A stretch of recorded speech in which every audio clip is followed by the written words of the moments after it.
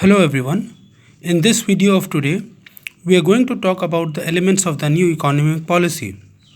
Well, in the last video, if you remember, we had talked about the economic reforms and why was there a need for start of economic reforms. Now please understand the new economic policy, that is NEP, which was done by our country in the year 1991, had three features under it. One, liberalization, one, privatization, and one, globalization. So if you see the short forms, they are called as LPG. So henceforth, in this chapter, we will be talking about, when we talk about LPG, it means liberalization, privatization, and globalization. Now, let's first try to understand liberalization. Liberalization means freedom for the producers from the direct control of the government. Let me repeat again. Liberalization means the freedom of the producer from the direct control of the government. Prior to 1991, which means before 1991, the government used to control a lot on the industries. This control was done so as to minimize the control of the big industrial houses and also check the growth of the private monopoly. Because of this attitude of the government, most of the private industries did not wish to enter our market. So, in 1991, the government gave the freedom to the private producers in which they had removed their control. This was called as liberalization. Now, when we talk about this, how did liberalization was implemented? There are 4 points under it. One, industrial sector. One is industrial sector. Second is financial sector. Third is the fiscal reforms. And the fourth is the external sector reforms. Let's try to understand each of this process and reform under liberalization. Well, the first one, which talks about industrial sector reforms, please understand, the first thing which was done for industries was that after the year reforms was introduced, a new industrial policy was made in which the need for license to open an industry was removed by the government. There were only 5 industries in which any private party would need license.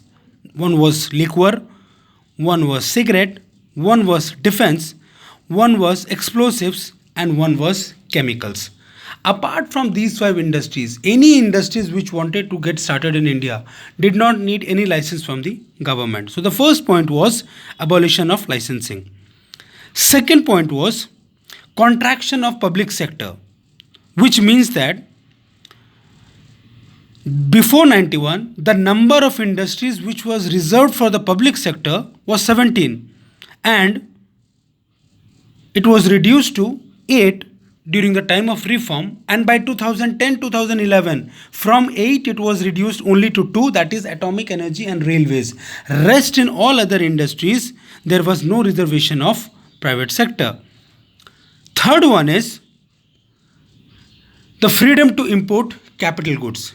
The third industrial reforms is the freedom to import capital goods, which means that to upgrade any technology, the industries did not now need the permission of the government. Now they could directly enter into the international market and import their technology, whatever they wanted to make. So the 3 points under industrial reforms is 1, abolition of industrial licensing, 2, contraction of the public sector, and 3rd, freedom to import the technology. Now, second point says about the financial sector reforms. Now, in financial sector, the changes were made in banking and stock exchange market. The main areas where the reforms were made was banking and stock exchange market. Now, this financial sector, is totally controlled by the RBI. And now RBI got more importance from the government and they started to control over all the banking structure in our country, all the non-banking structure in our country, and they would now fix everything rather than depending upon the banks. Also in the exchange market, a concept of FII, that is foreign institutional investment, was started. After 1991, in stock exchange market, a new concept was made that was called as FII, which is called as foreign institutional investment. The third kind of reforms which was done was fiscal reforms, in which two types of taxes were introduced. One direct tax, one indirect tax. Direct tax, which was paid by the people who were earning income, and indirect tax was the tax which was imposed on someone but paid by someone else. Like you all know that GST is an example of indirect tax. So these are some of the reforms, various types of taxes which was introduced, because of which the government received revenue. So this all revenue and expenditure policy of the government was called as fiscal reforms. The fourth reform which talked about in liberalization was external sector reforms, which means foreign exchange reforms. Now, the export and imports were now increased so as to bring the goods.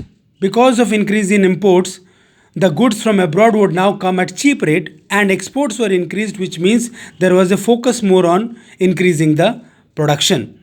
Also, the government made some changes in its export and import policy. One was the quota of import was removed. The quota for import was removed. And second, export duty was also withdrawn so that more number of industries can come. Let me repeat. Export and import, the first change which was made was export duty was removed, because of which now more number of industries from the foreign would used to come to our market. And also import quotas were removed, because of which now from our country people could import any amount they had wished for. This was done so as to improve the trade relation among the various countries. So liberalization has four reforms under it: one industrial reforms, one financial reforms, one fiscal reforms, and one external sector reforms. I hope with this you understand what was the process of liberalization. Thank you everyone.